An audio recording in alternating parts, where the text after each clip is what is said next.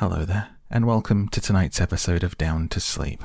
You're listening to the YouTube version of my podcast, which is a weekly reading of books and bedtime stories to help you get a good night's rest. You can listen for free on Spotify or other podcast apps every week, or join me on Patreon for 2 episodes a week, including access to every single reading I've done so far and completed audiobooks. Thank you so much for joining me. You can find the links to those things below this video, but for now I think you're here to get down to sleep tonight. So let's go ahead and hit that thumbs up button and subscribe to this channel if you would like to hear more readings, and we'll begin. The Tale of Peter Rabbit by Beatrix Potter. Once upon a time, there were 4 little rabbits, and their names were Flopsy, Mopsy, Cottontail, and Peter. They lived with their mothers in a sandbank, underneath the root of a very big fir tree. "Now, my dears," said old Mrs. Rabbit one morning, "you may go into the fields or down the lane, but don't go into Mr. McGregor's garden. Your father had an accident there. He was put in a pie by Mrs. McGregor. Now run along, and don't get into mischief while I'm going out." Then old Mrs. Rabbit took a basket and her umbrella and went through the wood to the baker's. She bought a loaf of brown bread and 5 currant buns. Flopsy, Mopsy, and Cottontail, who were good little bunnies, went down the lane to gather blackberries. But Peter, who was very naughty, ran straight away to Mr. McGregor's garden and squeezed under the gate. First, he ate some lettuces and some French beans, and then he ate some radishes. And then, feeling rather sick, he went to look for some parsley. But round the end of a cucumber frame, whom should he meet but Mr. McGregor? Mr. McGregor was on his hands and knees planting out young cabbages, but he jumped up and ran after Peter, waving a rake and calling out, "Stop, thief!" Peter was most dreadfully frightened. He rushed all over the garden, for he had forgotten the way back to the gate. He lost one of his shoes among the cabbages and the other shoe amongst the potatoes. After losing them, he ran on 4 legs and went faster, so that I think he might have got away altogether if he had not unfortunately run into a gooseberry net. He got caught by the large buttons on his jacket. It was a blue jacket with brass buttons, quite new. Peter gave himself up for lost and shed big tears. His sobs were overheard by some friendly sparrows, who flew to him in great excitement and implored him to exert himself. Mr. McGregor came up with a sieve, which he intended to pop upon the top of Peter, but Peter wriggled out just in time, leaving his jacket behind him. He rushed into the tool shed and jumped into a can. It would have been a beautiful thing to hide in if it had not had so much water in it. Mr. McGregor was quite sure that Peter was somewhere in the tool shed, perhaps hidden underneath a flower pot. He began to turn them over carefully, looking under each. Presently, Peter sneezed. Ka-tissue. Mr. McGregor was after him in no time. He tried to put his foot upon Peter, who jumped out of a window, upsetting 3 plants. The window was too small for Mr. McGregor, and he was tired of running after Peter. He went back to his work. Peter sat down to rest. He was out of breath, trembling with fright. He had not the least idea which way to go. Also, he was very damp with sitting in that can. After a time, he began to wander about, going lippity-lippity, not very fast, looking around. He found a door in a wall, but it was locked. There was no room for a fat little rabbit to squeeze underneath. An old mouse was running in and out over the stone doorstep, carrying peas and beans to her family in the wood. Peter asked her the way to the gate, but she had such a large pea in her mouth that she could not answer. She only shook her head, and Peter began to cry. He tried to find his way straight across the garden, but he became more and more puzzled. Presently he came to a pond where Mr. McGregor filled his water cans. A white cat was staring at some goldfish. She sat very, very still, but now and then the tip of her tail twitched as if it were alive. Peter thought it best to go away without speaking to her. He had heard about cats from his cousin, little Benjamin Bunny. He went back towards the tool shed, but suddenly, quite close to him, he heard the noise of a hoe. Scratch, scratch, scratch, scratch.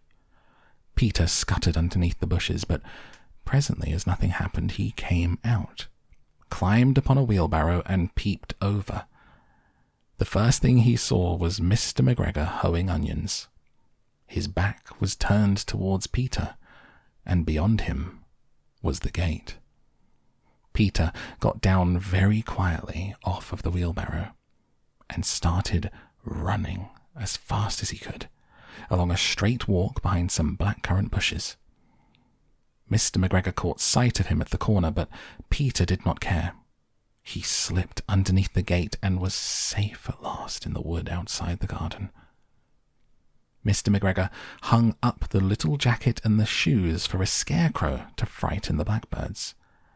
Peter never stopped running or looked behind him till he got home to the big fir tree.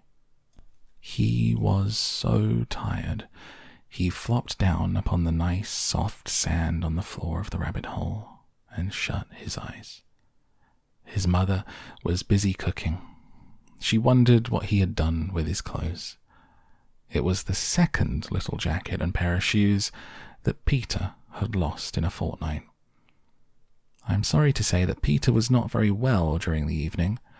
His mother put him to bed and made him some chamomile tea, and she gave a dose of it to Peter. 1 tablespoonful to be taken at bedtime.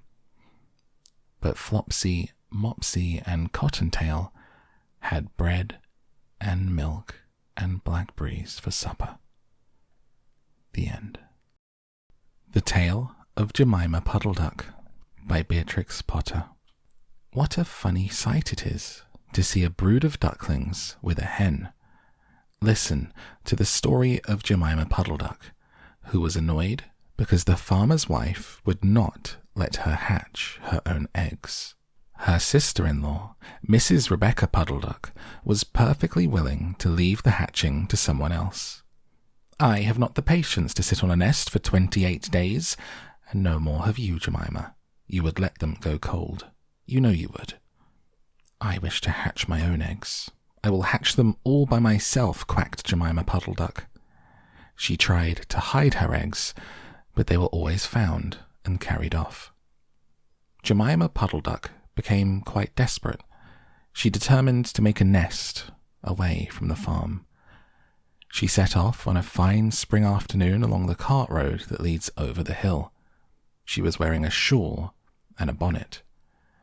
When she reached the top of the hill, she saw a wood in the distance. She thought it looked like a safe spot. Jemima Puddle Duck was not much in the habit of flying. She ran downhill a few yards, flapping her shawl, and then she jumped off into the air. She flew beautifully when she had a good start. She skimmed along over the treetops until she saw an open place in the middle of the wood, where the trees and brushwood had been cleared. Jemima alighted rather heavily and began to waddle about in search of a convenient, dry nesting place. She rather fancied a tree stump amongst some tall foxgloves, but seated upon the stump, she was startled to find an elegantly dressed gentleman reading a newspaper. He had black prick ears and sandy-coloured whiskers. Quack, said Jemima Puddle Duck, with her head and her bonnet on one side. Quack. The gentleman raised his eyes above his newspaper and looked curiously at Jemima. Madam, "Have you lost your way?" said he. He had a long bushy tail which he was sitting upon as the stump was somewhat damp. Jemima thought him mighty civil and handsome. She explained that she had not lost her way, but that she was trying to find a convenient, dry nesting place. "Ah, is that so, indeed?" said the gentleman with sandy whiskers, looking curiously at Jemima. He folded up the newspaper and put it in his coat-tail pocket. Jemima complained of the superfluous hen. "Indeed, how interesting. I wish I could meet with that fowl. I would teach it to mind its own business. But as to a nest, there is no difficulty. I have a sack full of feathers in my woodshed. No, my dear madam, you will be in nobody's way. You may sit there as long as you like," said the bushy, long-tailed gentleman. He led the way to a very retired, dismal-looking house amongst the foxgloves. It was built of sticks and turf, and there were 2 broken pails, one on top of another, by way of a chimney. "This is my summer residence. You would not find my winter house so convenient," said the hospitable gentleman. There was a tumble-down shed at the back of the house, made of old soap-boxes. The gentleman opened the door and showed Jemima in. The shed was almost quite full of feathers. It was almost suffocating, but it was comfortable and very soft. Jemima Puddle was rather surprised to find such a vast quantity of feathers, but it was very comfortable, and she made a nest without any trouble at all. When she came out, the sandy-whiskered gentleman was sitting on a log reading the newspaper. At least he had it spread out, but he was looking over the top of it. He was so polite that he seemed almost sorry to let Jemima go home for the night. He promised to take great care of the nest until she came back the next day. He said he loved eggs and ducklings. He should be proud to see a fine nestful in the woodshed. Jemima Puddle came every afternoon. She laid 9 eggs in the nest. They were greeny-white and very large. The foxy gentleman admired them immensely. He used to turn them over and count them when Jemima was not there. At last, Jemima told him she intended to begin to sit next day. "And I will bring a bag of corn with me, so that I need never leave my nest until the eggs are hatched. They might catch cold," said the conscientious Jemima. "Madam, I beg you not to trouble yourself with a bag. I will provide oats. But before you commence your tedious sitting, I intend to give you a treat. Let us have a dinner party, all to ourselves. May I ask you to bring up some herbs from the farm garden to make a savoury omelette? Sage and thyme and mint and 2 onions and some parsley. I will provide lard for the stuff, lard for the omelette," said the hospitable gentleman with sandy whiskers. Jemima Puddle was not a simpleton. Not even the mention of sage and onions made her suspicious. She went round the farm garden, nibbling off snippets of all the different sorts of herbs that are used for stuffing, roast, duck. She waddled into the kitchen and got 2 onions out of a basket. The collie dog, Kep, met her coming out. "What are you doing with those onions? Where do you go every afternoon by yourself, Jemima Puddle?" Jemima was rather in awe of the collie. She told him the whole story. The collie listened, with his wise head on one side.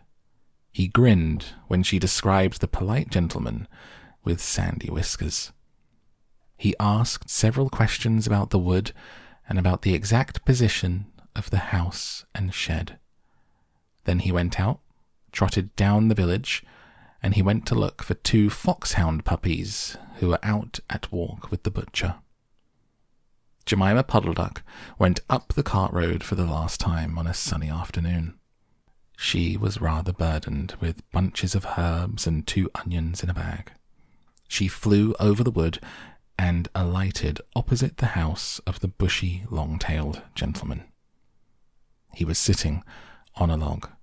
He sniffed the air and kept glancing uneasily round the wood. When Jemima alighted, he quite jumped. "Come into the house as soon as you've looked at your eggs. Give me the herbs for the omelette. Be sharp." He was rather abrupt. Jemima Puddle had never heard him speak like that. She felt surprised and uncomfortable. While she was inside, she heard pattering feet round the back of the shed. Someone with a black nose sniffed at the bottom of the door, and then locked it. Jemima became much alarmed. A moment afterwards, there were the most awful noises. Barking, baying, growls and howls, squealing and groans. And nothing more was ever seen of that foxy, whiskered gentleman. Presently, Kep opened the door of the shed and let out Jemima Puddle. Unfortunately, the puppies rushed in and gobbled up the eggs before he could stop them.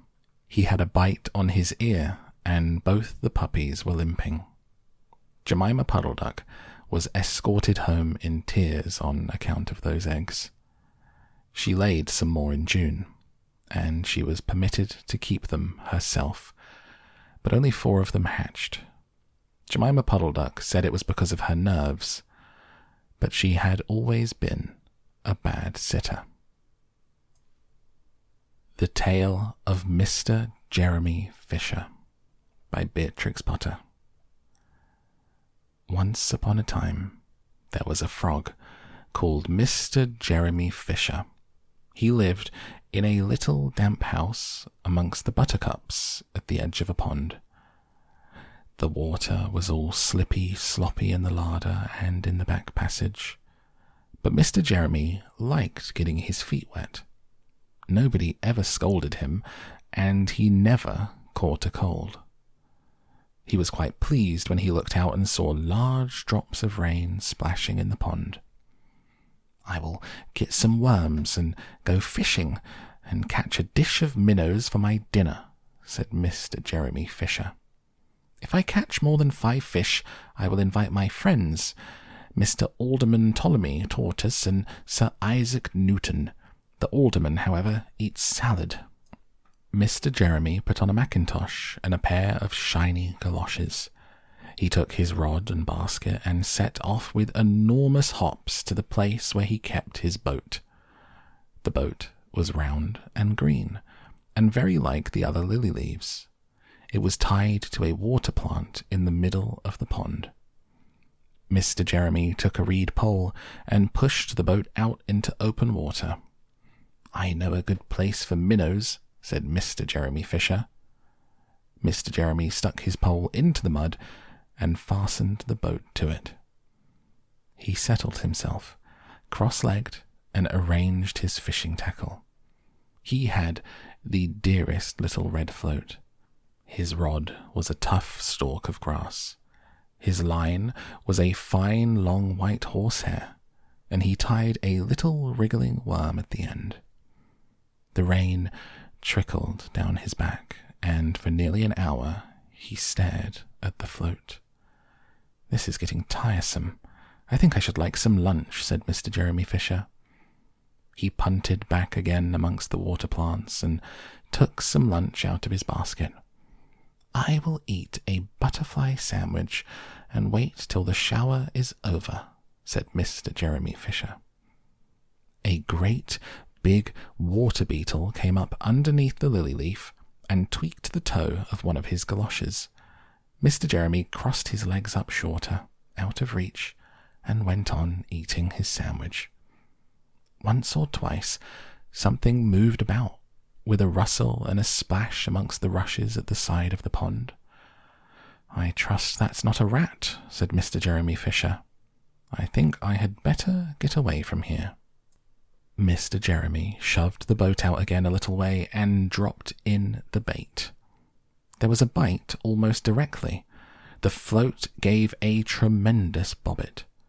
"A minnow! A minnow! I have him by the nose," cried Mr. Jeremy Fisher, jerking up his rod. But what a horrible surprise! Instead of a smooth, fat minnow, Mr. Jeremy landed little Jack Sharp the stickleback, covered with spines. The stickleback floundered about the boat, pricking and snapping until he was quite out of breath. Then he jumped back into the water, and a shoal of other little fishes put their heads out and laughed at Mr. Jeremy Fisher.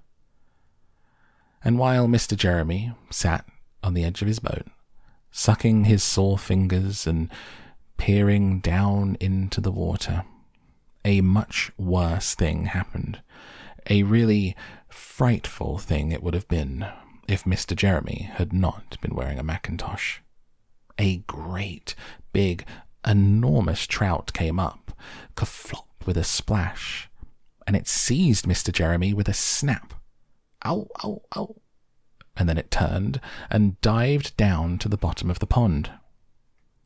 But the trout was so displeased with the taste of the mackintosh that in less than half a minute it spat him out again, and the only thing it swallowed was Mr. Jeremy's galoshes. Mr. Jeremy bounced up to the surface of the water like a cork and the bubbles out of a soda water bottle. He swam with all his might to the edge of the pond. He scrambled out onto the first bank he came to, and he hopped home across the meadow with his mackintosh in tatters. "What a mercy that was not a pike," said Mr. Jeremy Fisher. "I've lost my rod and basket, but it does not much matter, for I am sure I should never have dared to go fishing again." He put some sticking plaster on his fingers, and his friends came to dinner. He could not offer them fish, but he had something else in his larder. Sir Isaac Newton wore his black and gold waistcoat, and Mr. Alderman Ptolemy Tortoise brought a salad with him in a string bag. And instead of a nice dish of minnows, they had a roasted grasshopper with ladybird sauce, which frogs consider a beautiful treat, but I think it must have been nasty. The end. The Tale of Johnny Town Mouse by Beatrix Potter. Johnny Town Mouse was born in a cupboard. Timmy Willie was born in a garden. Timmy Willie was a little country mouse who went to town by mistake in a hamper. The gardener sent vegetables to town once a week by carrier. He packed them in a big hamper. The gardener left the hamper by the garden gate so that the carrier could pick it up when he passed. Timmy Willie crept in through a hole in the wickerwork, and after eating some peas, Timmy Willie fell fast asleep. He awoke in a fright while the hamper was being lifted into the carrier's cart. Then there was a jolting and a clattering of horses' feet. Other packages were thrown in for miles and miles. Jolt, jolt, jolt. Timmy Willie trembled amongst the jumbled-up vegetables. At last the cart stopped at a house, where the hamper was taken out, carried in, and set down. The cook gave the carrier sixpence, the back door banged, and the cart rumbled away. But there was no quiet. There seemed to be hundreds of carts passing. Dogs barked, boys whistled in the street, the cook laughed, the parlour-maid ran up and down the stairs, and a canary sang like a steam engine. Timmy Willie, who had lived all of his life in a garden, was almost frightened to death. Presently the cook opened the hamper and began to unpack the vegetables. Out sprang terrified Timmy Willie. Up jumped the cook on a chair, exclaiming, a mouse, call the cat, fetch me the poker." Timmy Willie did not wait for Sarah with the poker. He rushed along the skirting board till he came to a little hole in. He popped. He dropped half a foot and crashed into the middle of a mouse dinner party, breaking 3 glasses. "Who in the world is this?" inquired Johnny Town Mouse. But after the first exclamation of surprise, he instantly recovered his manners. With the utmost politeness, he introduced Timmy Willie to 9 other mice, all with long tails and white neckties. Timmy Willie's own tail was insignificant. Johnny Town Mouse and his friends noticed it, but they were too well bred to make personal remarks. Only one of them asked Timmy Willie if he had ever been in a trap. The dinner was of 8 courses, not much of anything, but truly elegant. All the dishes were unknown to Timmy Willie, who would have been a little afraid of tasting them, only he was very hungry and very anxious to behave with company manners. The continual noise upstairs made him so nervous. He dropped a plate. "Never mind, they don't belong to us," said Johnny. "Why don't those youngsters come back with the dessert?" It should be explained that 2 young mice who were waiting on the others were skirmishing upstairs to the kitchen between courses. Several times they came tumbling in, squeaking and laughing. Timmy Willie learnt with horror that they were being chased by the cat. His appetite failed. He felt faint. "Try some jelly?" said Johnny Town Mouse. "No. Would you rather go to bed? I'll show you a most comfortable sofa pillow." The sofa pillow had a hole in it. Johnny Town Mouse quite honestly recommended it as the best bed, kept exclusively for visitors. But the sofa smelt of cat. Timmy Willie preferred to spend a miserable night under the fender. It was just the same next day. An excellent breakfast was provided for mice accustomed to eat bacon, but Timmy Willie had been reared on roots and salad. Johnny Town Mouse and his friends racketed about under the floors and came boldly out all over the house in the evening. One particularly loud crash had been caused by Sarah tumbling downstairs with the tea tray. There were crumbs and sugar, smears of jam to be collected in spite of the cat. Timmy Willie longed to be at home in his peaceful nest in a sunny bank. The food disagreed with him. The noise prevented him from sleeping. In a few days he grew so thin that Johnny Town Mouse noticed it and questioned him. He listened to Timmy Willie's story and inquired about the garden. "Sounds rather a dull place. What do you do when it rains?" "When it rains, I sit in my little sandy burrow and shell corn and seeds from my autumn store. I peep out at the throstles and blackbirds on the lawn, my friend Cock Robin. And when the sun comes out again, you should see my garden and the flowers. Roses, pinks and pansies. No noise, except the birds and bees and the lambs in the meadows." "There goes that cat again," exclaimed Johnny Town Mouse. When they had taken refuge in the coal cellar, he resumed the conversation. "I confess, I am a little disappointed. We've endeavoured to entertain you, Timothy William." "Oh, yes, you have been most kind. But I do feel so ill," said Timmy Willie. "It may be that your teeth and digestion are unaccustomed to our food. Perhaps it might be wiser for you to return in the hamper."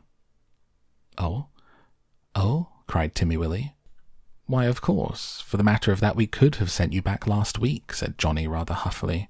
"Did you not know that the hamper goes back empty on Saturdays?" So Timmy Willie said goodbye to his new friends, and hid in the hamper with the crumb of a cake and a withered cabbage leaf. And after much jolting he was set down safely in his own garden. Sometimes on Saturdays he went to look at the hamper lying by the gate, but he knew better than to get in again. And nobody got out, though Johnny Town Mouse had half promised to visit. The winter passed. The sun came out again. Timmy Willie sat by his burrow, warming his little fur coat, sniffing the smell of violets and spring grass. He had nearly forgotten his visit to town, when up the sandy path, all spick and span with a brown leather bag, came Johnny Town Mouse. Timmy Willie received him with open arms. "You have come at the best of all the year. We will have herb pudding and sit in the sun." It is a little damp," said Johnny Town Mouse, who was carrying his tail under his arm out of the mud. "What is that fearful noise?" he started violently. "That," said Timmy Willie. "It's only a cow. I'll beg a little milk.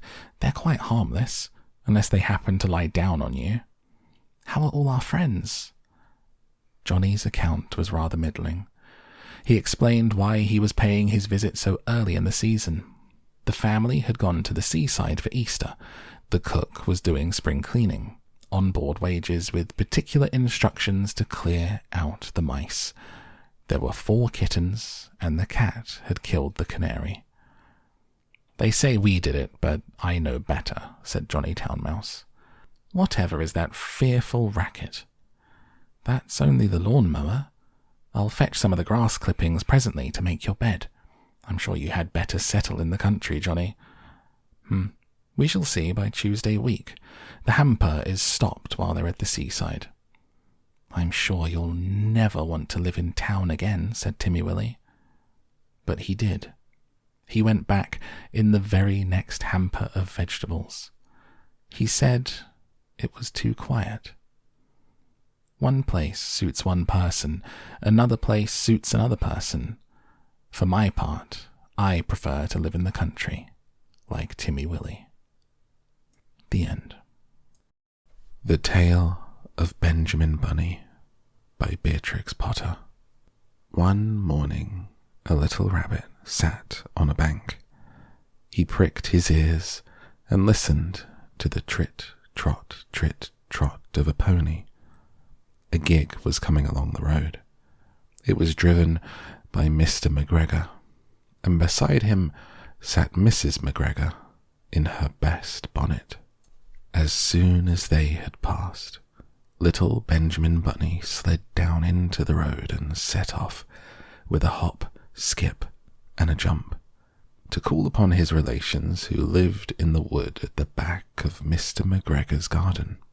That wood was full of rabbit holes, and in the neatest, sandiest hole of all lived Benjamin's aunt and his cousins, Flopsy, Mopsy, Cottontail, and Peter.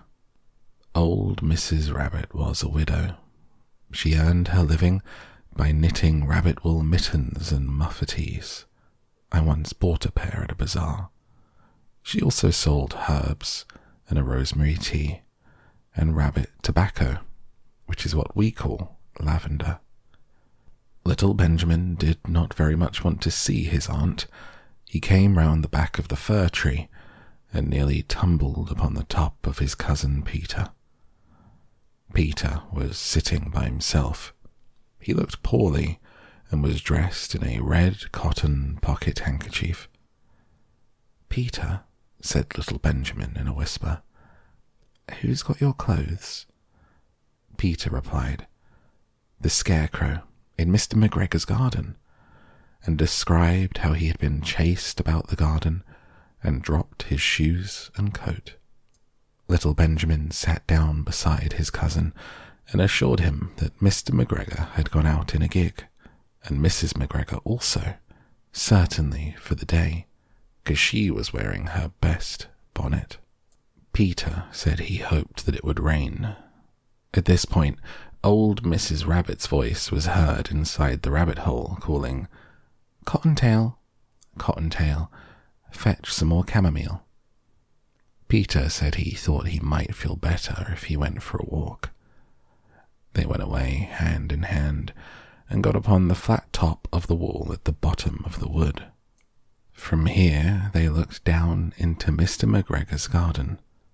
Peter's coat and shoes were plainly to be seen upon the Scarecrow, topped with an old tam-o'-shanter of Mr. McGregor's. Little Benjamin said, "It spoils people's clothes to squeeze under a gate. The proper way to get in is to climb down a pear tree." Peter fell down head first, but it was of no consequence. The bed below was newly raked and quite soft. It had been sown with lettuces. They left a great many odd little footmarks all over the bed, especially little Benjamin, who was wearing clogs. Little Benjamin said that the first thing to be done was to get back Peter's clothes, in order that they might be able to use the pocket handkerchief. They took them off the scarecrow. There had been rain during the night. There was water in the shoes. The coat was somewhat shrunk. Benjamin tried on the tam o' shanter, but it was too big for him. He suggested that they should fill the pocket handkerchief with onions as a little present for his aunt. Peter did not seem to be enjoying himself. He kept hearing noises.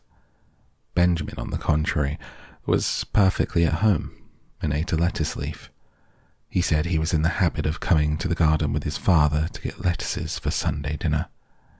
The name of little Benjamin's papa was Old Mr. Benjamin Bunny. The lettuces certainly were very fine.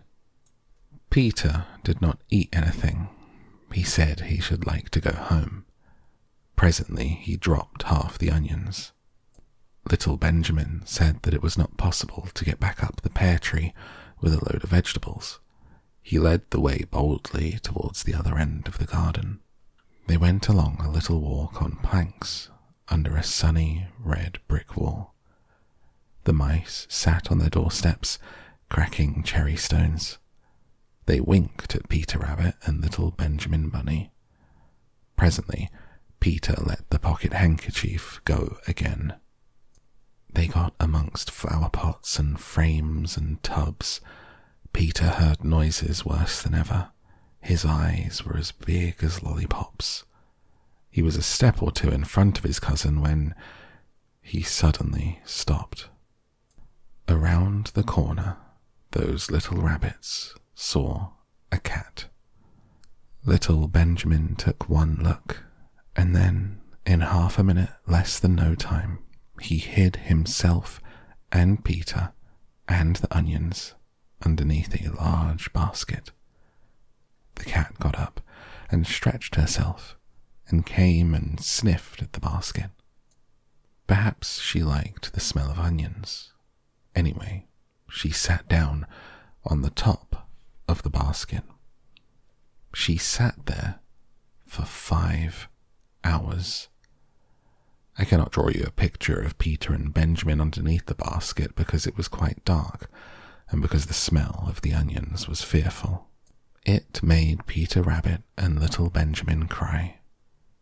The sun got round behind the wood.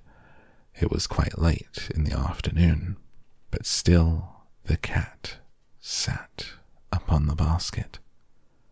At length there was a pitter-patter, pitter-patter. Some bits of mortar fell from the wall above. The cat looked up and saw old Mr. Benjamin Bunny prancing along the top of the wall of the upper terrace. He was smoking a pipe of rabbit tobacco and had a little switch in his hand. He was looking for his son.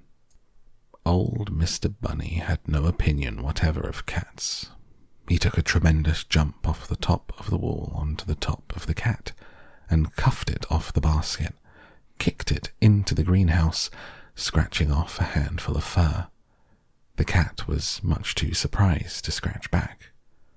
When old Mr. Bunny had driven the cat into the greenhouse, he locked the door. He came back to the basket and took out his son Benjamin by the ears and whipped him with the switch. Then he took out his nephew Peter. He took the handkerchief of onions and marched out of the garden. When Mr. McGregor returned about half an hour later, he observed several things which perplexed him. It looked as though some person had been walking all over the garden in a pair of clogs. Only the footmarks were ridiculously little. He could not understand how the cat could have managed to shut herself inside the greenhouse, locking the door on the outside. When Peter got home, his mother forgave him.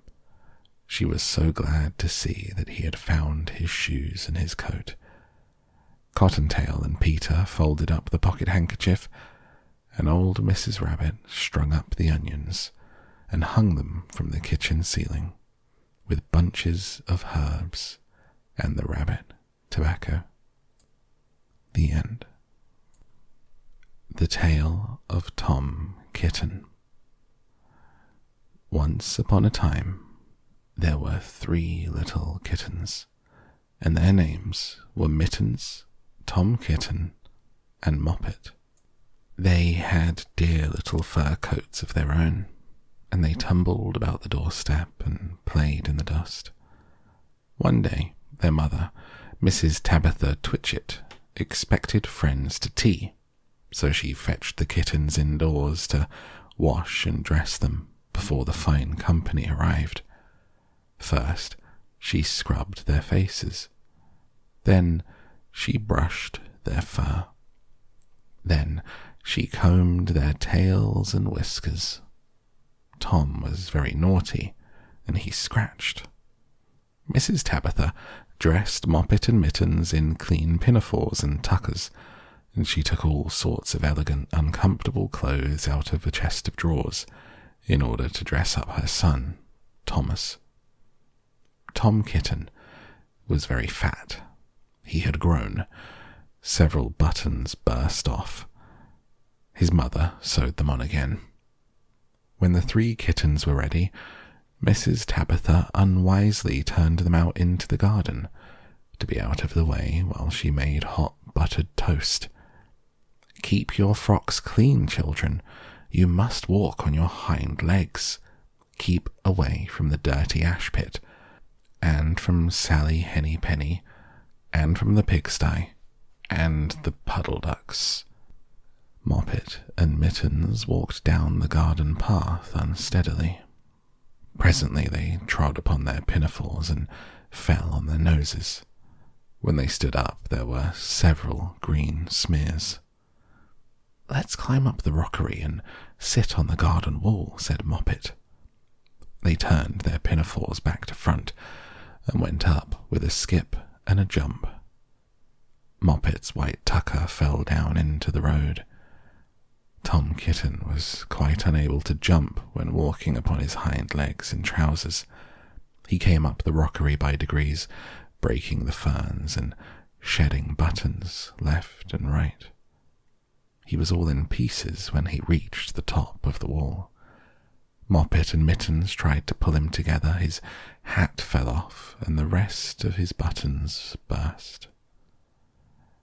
While they were in difficulties, there was a pit-pat, paddle-pat, and the 3 puddle ducks came along the hard, high road, marching one behind the other, doing the goose step.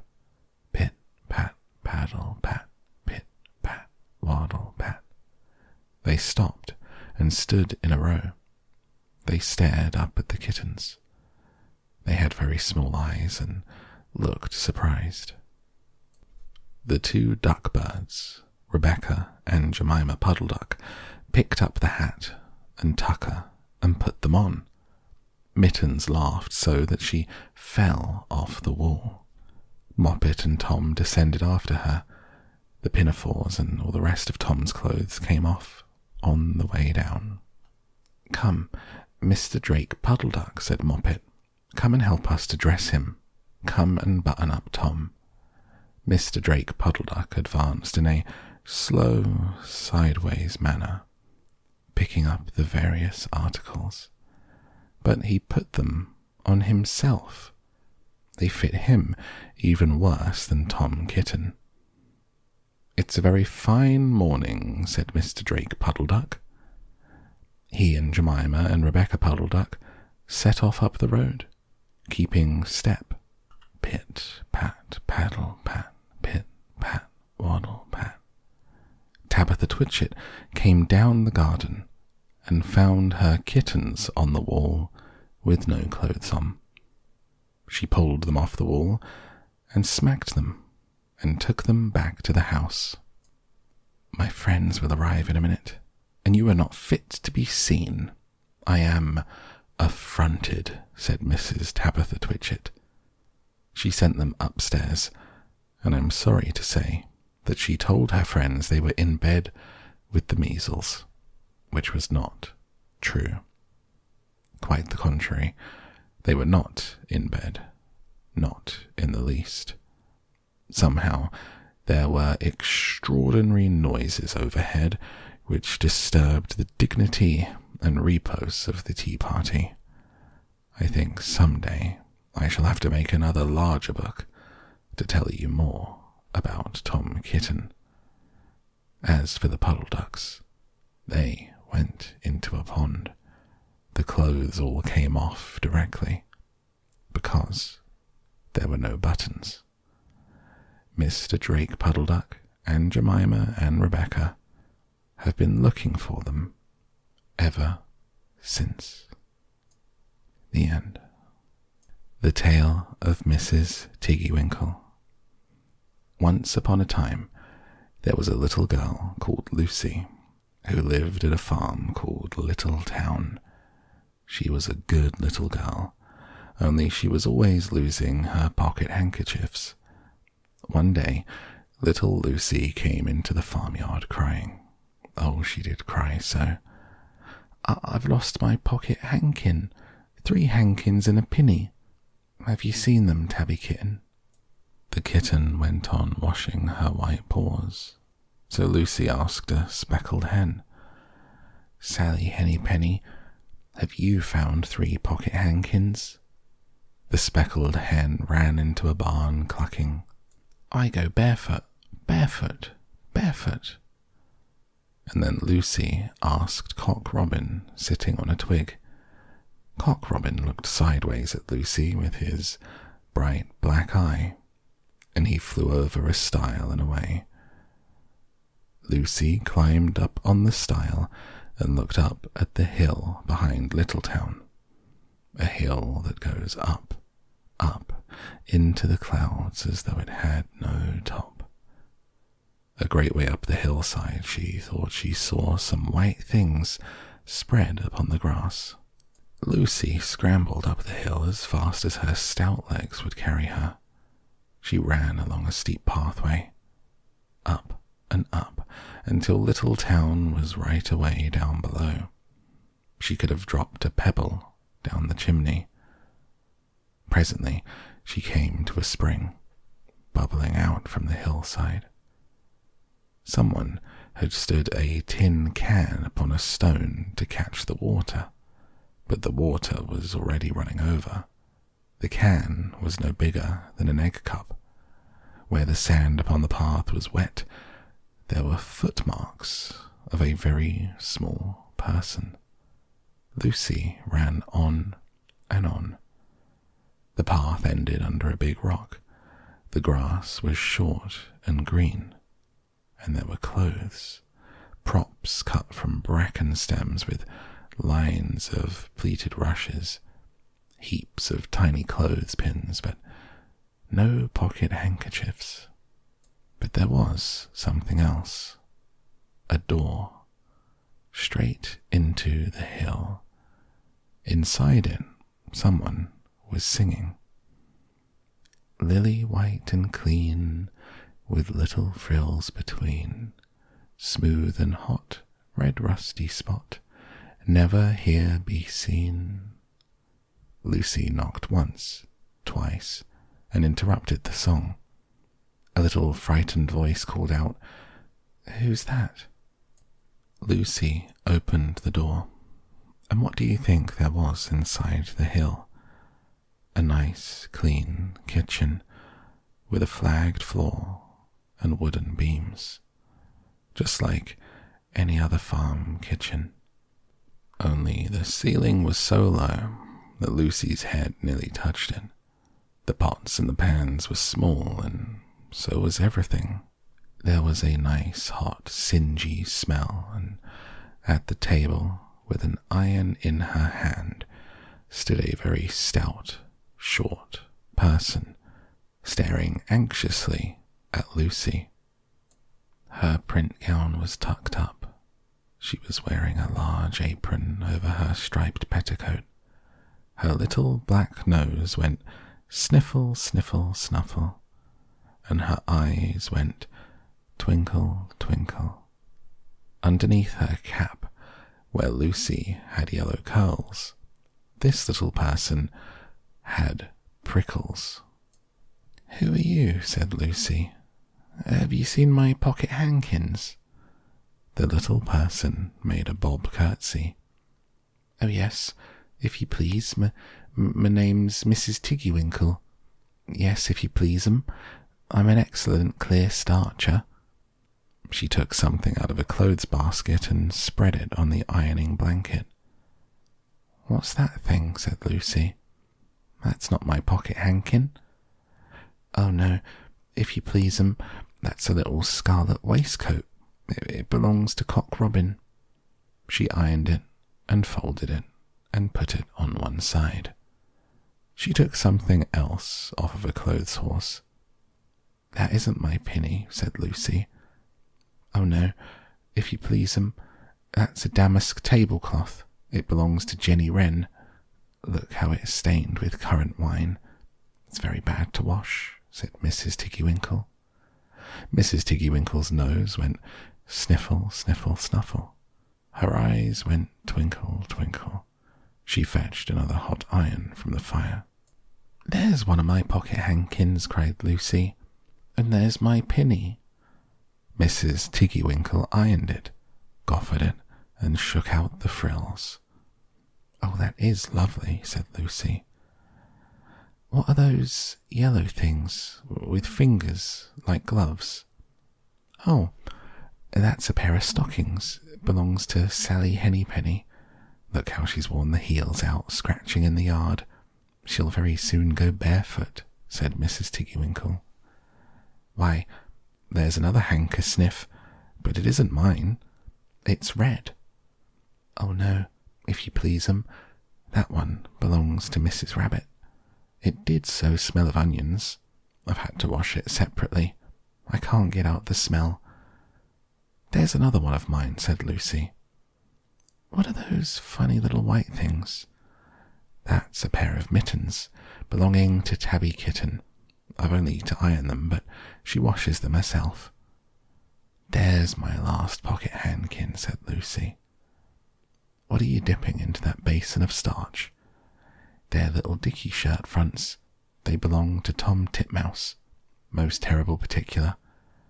Now I've finished my ironing, I'm going to air some clothes, said Mrs. Tiggy Winkle.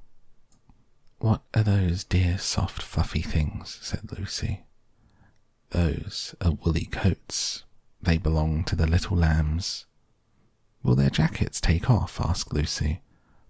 Oh yes, if you please, Look at the sheep mark on the shoulder. Here's one marked for Gatesgarth, and 3 that come from a little town. They're always marked at washing. She hung up all sorts and sizes of clothes. Small brown coats of mice, one velvety black moleskin, a waistcoat, a red tailcoat with no tail belonging to Squirrel Nutkin, and a very much shrunk blue jacket belonging to Peter Rabbit. A petticoat, not marked, had gone lost in the washing, and at last the basket was empty. Then Mrs. Tiggy Winkle made tea, a cup for herself and a cup for Lucy. They sat before the fire on a bench and looked sideways at one another. Mrs. Tiggy Winkle's hand holding the teacup was very brown and very, very wrinkly with the soap suds. All through her gown and her cap there were hairpins sticking the wrong end out. Lucy didn't like to sit too near her. When they had finished tea, they tied up the clothes in bundles, and Lucy's pocket handkerchiefs were folded inside her clean pinny, fastened with a silver safety pin. They made up the fire with turf, came out and locked the door, and hid the key under the door sill. Away down the hill trotted Lucy and Mrs. Tiggy Winkle with the bundle of clothes. All the way down the path, little animals came out of the fern to meet them. The very first they met were Peter Rabbit and Benjamin Bunny. She gave them their nice clean clothes, and all the little animals and birds were so very much obliged to dear Mrs. Tiggy Winkle. At the bottom of the hill, when they came to the stile, there was nothing left to carry except Lucy's one little bundle. Lucy scrambled up the stile with the bundle in her hand. She turned to say good night, to thank the washerwoman. But what a very odd thing. Mrs. Tiggy Winkle had not waited either for thanks or for the washing bill. She was running up the hill. And where was her white frilled cap? Where was her shawl, her gown, her petticoat? How small she had grown, how brown, covered with prickles. Mrs. Tiggy Winkle was nothing but a hedgehog. Now some people say that little Lucy had been asleep upon the stile, but how could she have found 3 clean pocket hankins and a penny, pinned with a silver safety pin? And besides, I have seen that door into the back of the hill called Cat Bells. And besides, I am very well acquainted with dear Mrs. Tiggy Winkle. The end.